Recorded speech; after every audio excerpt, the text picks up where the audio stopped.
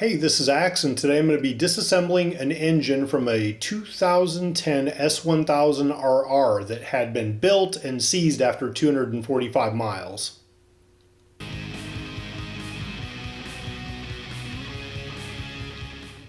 You can see I've already taken the coils out, and now I'm starting to remove the fasteners to pull the cylinder head cover, or valve cover if you want to call it that. And there you can see the camshafts. Pulling the gaskets off, and now I'm moving over to the crankshaft cover, and this is the timing chain tensioner, and there's the slide rail that guides the timing chain.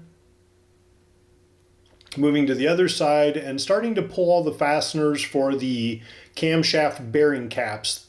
It's in two pieces on this particular engine. You can see the one on the left closer to the timing chain and the one on the right.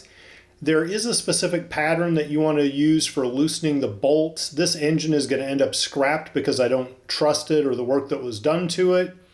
So it doesn't matter as much, but I'm still going to try to follow as much as I can the proper pattern. You can see there's quite a bit of fasteners, of course.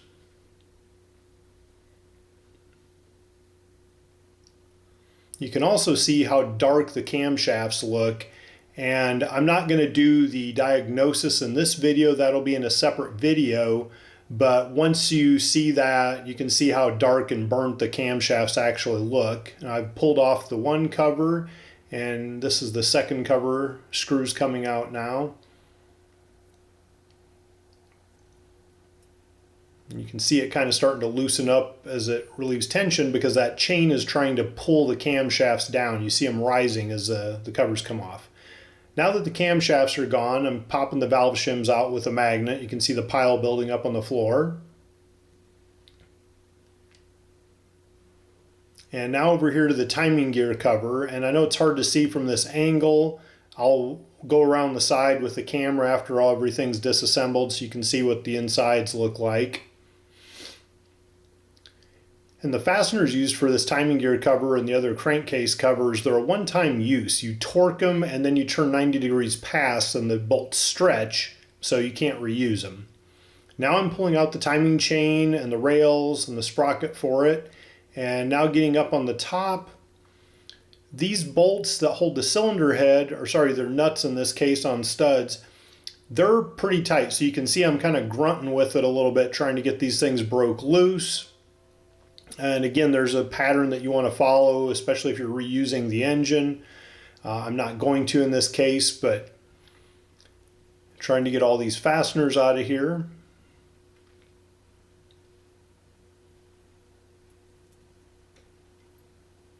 And you can see they're not just internal to the head, but there's some external fasteners over there I got to remove as well. Now the head will come off, and there's the head gasket. Now I'm over here on the right side crankcase cover, and I'm going to pull that out, and behind that you're going to find things like the clutch. And this again is put on with that was a carbon fiber cover that had been added that I'm getting rid of. There's the actual cover itself. And now there's the pressure plates. This particular bike had an STM aftermarket diaphragm clutch installed. I'd put that in several years ago, and that's a little bit different than the stock one, but it still uses the same clutch pack. So I've got to take the screws out to get the equivalent to a pressure plate off the top of it. And there's one of the pieces. The air ratchet for getting that center nut off of there so I can pull the clutch basket with all the clutch packs. You can see all the discs in the basket. And now the next thing below that is the coolant pump. So that's got to come off. And the one particular back screw is a little bit hard. You can see me kind of fight with this in a little bit, trying to get at the right angle. Most things on this are designed very well to work on overall. There's some of them that you have to hold your tongue right to get the screws out, but for the most part it's pretty decent to work on. And the BMW repair manual on CD is extremely helpful. It guides you through step by step the whole way through this. There's that one kind of hard fastener you can see getting at.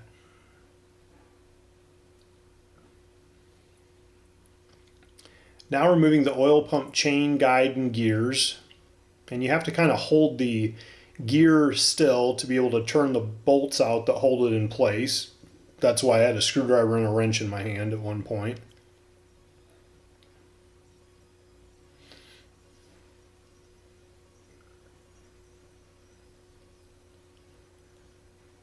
Now over to the other side to take the left crankcase cover off, and again with these single-use screws I'm taking out. And behind here you'll find things like the stator. Stators for this thing are very expensive. That stator, alternator, whatever you want to call it, the stator and magnet assembly is about $1,300 from BMW. So I was hoping to be able to save this one and sell it or keep it for extra, but it looks pretty burnt unfortunately, so it's really not even worth saving. You'll see that in a minute, how black it is when it comes out. See it in the corner? Now I'm taking the starter off the top. This was allegedly new. Pulled the oil filter off. Here you see both sides of the open crankcase and what's behind them after you pull all the components out. And now we go to the top for the head studs.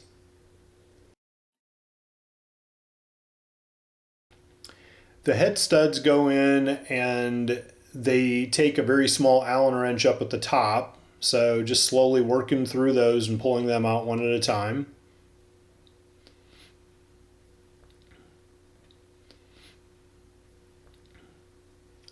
And you can see one of them here that's a little bit difficult to get at because the wrench apparently when it was assembled might have stripped the top of that hole out a little bit.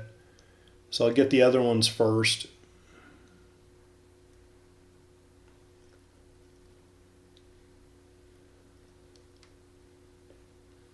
And there's the last one. You can see I just take a screwdriver and kind of tap the top of it to get it driven in there so that it holds, and then I can get the thing out. Okay, now that that's set, I'm going to reposition the engine to get at the bottom at the oil pan. So the first thing is taking the heat shield off. And it's just a few screws there to take out. And I've chosen to leave it in the stand. It makes it a little bit easier for leverage on some of these. Now I'm taking the oil pan and plug off. So these are, again, a bunch of these one-time use screws in the bottom here.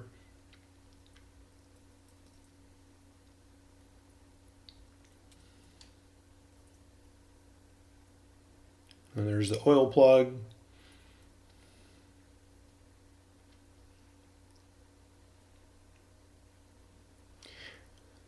And it's not that any of this is super hard work, it just takes a lot of time and you have to be very, very careful about what you're doing.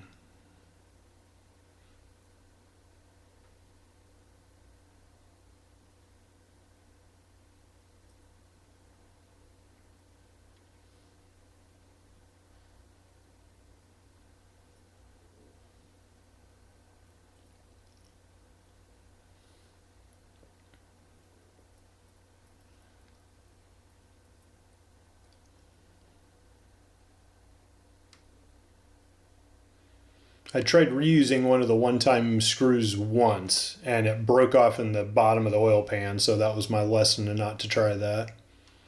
There's the oil pan. Now I'm pulling off the oil intake adapter and the pressure control valve. That's, you know, kind of all one big assembly really, so pulling the bolt so I can get that assembly out.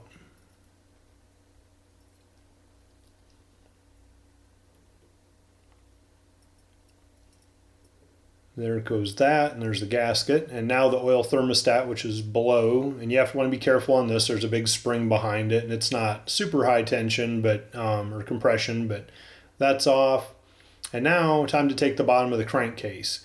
And there's a lot of bolts. There's a couple different size wrenches that they'll take, or sockets. And again, there's a specific pattern to it. In general, you take the small bolts first, and you get outside first and work your way inward. The repair CD or DVD has all that proper order. And again, I'm not reusing this case, so it's less critical here, but just good practice to kind of work your way inward.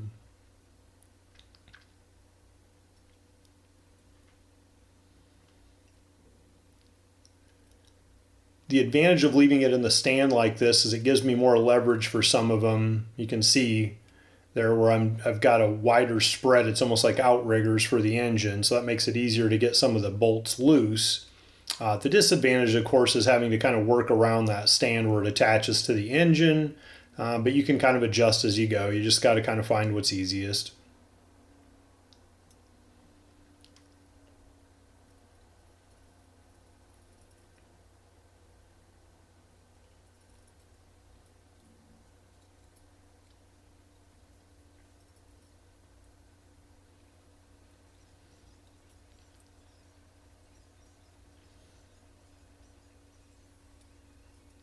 All right, now I'm going to get rid of the stand and flip it over because I want to actually be able to remove this bottom part of the crankcase. So I'm just finishing loosening all the other bolts up that I've got that I couldn't get at necessarily with the stand.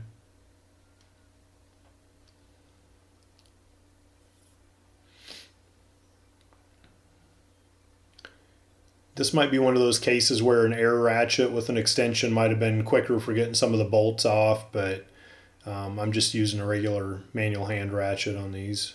As you can see, I do have a little extension tube that I used on some of those because they are pretty tight. And now, without it being on the stand, I'm just trying to use the wall as leverage, and you can see it slipping around in the oil, and I'm trying to kind of brace it with my knee where I can. This becomes a lot more critical when you reassemble it because you got to be real sure to get the proper torque on everything. So you want to have a good solid setup for holding it.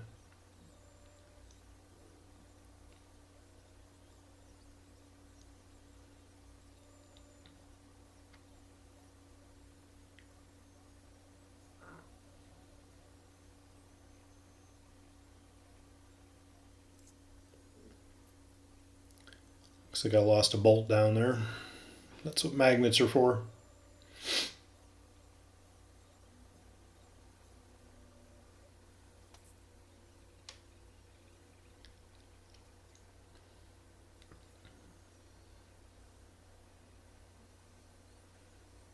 Really doesn't take as many tools as you would think to tear this engine apart. It's just a handful of them.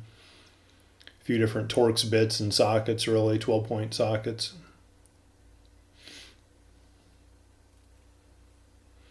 Most of the BMW is built with Torx screws though, as opposed to just a 6-sided Allen wrench. And you can see here just using a rubber hammer, so I carefully get the cases split. You don't want to be prying there with screwdrivers and stuff if you don't have to. I did use the magnet there in one case. So I got the crankcase is up, split. We've got the crankshaft. And right now what I'm doing is taking the CONROD bearing caps on. So if you imagine, all the pistons are facing downward now with the connecting rods attached to the crankshaft. And so I'm taking the 2 screws loose in each of the bearing caps. And again, it's kind of slipping around on me a little bit, but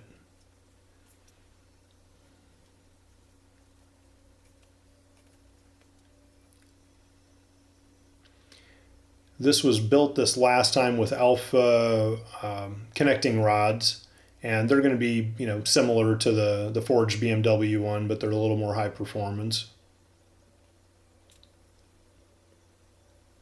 And now what I'm doing is taking a screwdriver and just tapping the bottom of the piston to knock the piston connecting rod apart from the top cap. And you can see me pulling the bearing caps off. Now the crankshaft is out, and now there's a spray nozzle in there that sprays oil up against the bottom of the piston, so I'm taking each of those out. And right now what I'm doing is kind of loosening the screws, and then I'll take a pair of channel locks and pull each one out of there. There's the channel locks, pulling those out. Now flipped it over, and now I'm just simply pushing the piston assemblies out the front of the block. And there's all the parts. Make up a 2010 BMW.